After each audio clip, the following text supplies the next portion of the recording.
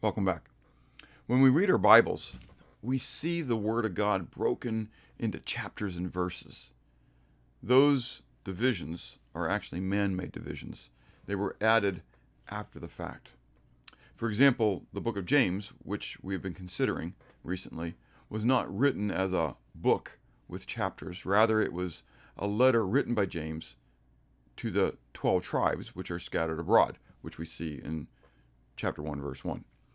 Yesterday, we jumped to the end of chapter 3 to consider James's continued teaching regarding wisdom.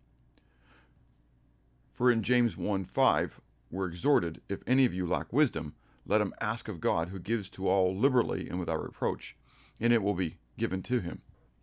The break, then, between chapters 3 and chapter 4 was not there originally in James's letter. The beginning of chapter 4 is actually an extension of the teaching which we examined yesterday from the end of chapter 3 regarding the wisdom that is from the world and the wisdom that is from above. So today I'd like to begin reading at James chapter 3 verse 13 again, but take it into chapter 4 all the way to verse 4. James chapter 3 beginning verse 13. Who is wise and understanding among you? Let him show by good conduct that his works are done in the meekness of wisdom. But if you have bitter envy and self-seeking in your hearts, do not boast and lie against the truth. This wisdom does not descend from above, but is earthly, sensual, demonic. For where envy and self-seeking exist, confusion and every evil thing are there. But the wisdom that is from above is first pure, then peaceable, gentle, willing to yield, full of mercy and good fruits, without partiality and without hypocrisy. Now the fruit of righteousness is sown in peace by those who make peace. Where do wars and fights come from among you? Do they not come from your desires for pleasure that war in your members? You lust and do not have. You murder and covet and cannot obtain. You fight and war, yet you do not have because you do not ask. You ask and you do not receive because you ask amiss, that you may spend it on your pleasures. Adulterers and adulteresses, do you not know that friendship with the world is enmity with God?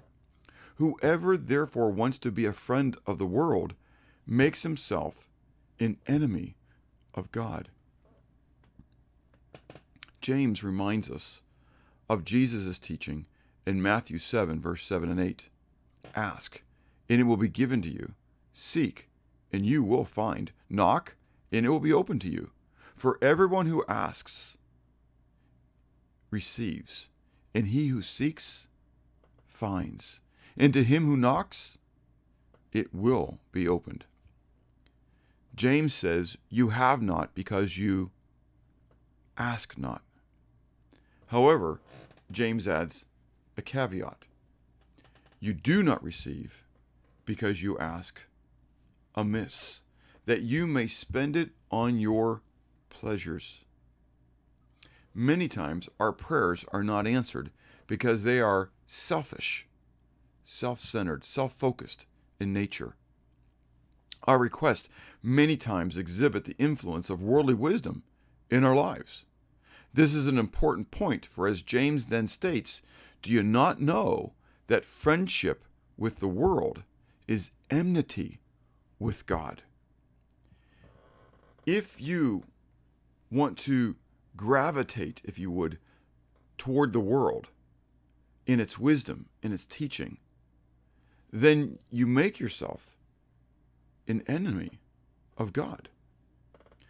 We must seek the wisdom that is from above, which is first pure, then peaceable, gentle, submissive, merciful, impartial, and genuine.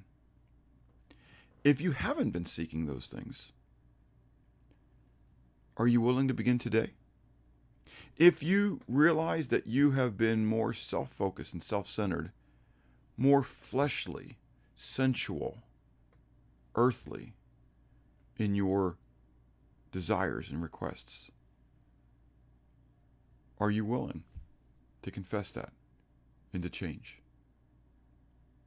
Are you willing to change the way you think in order to conform with the thinking that God has called you to think with? Take time today to pray. Pray for the wisdom that is from above. And in so doing, have a blessed day.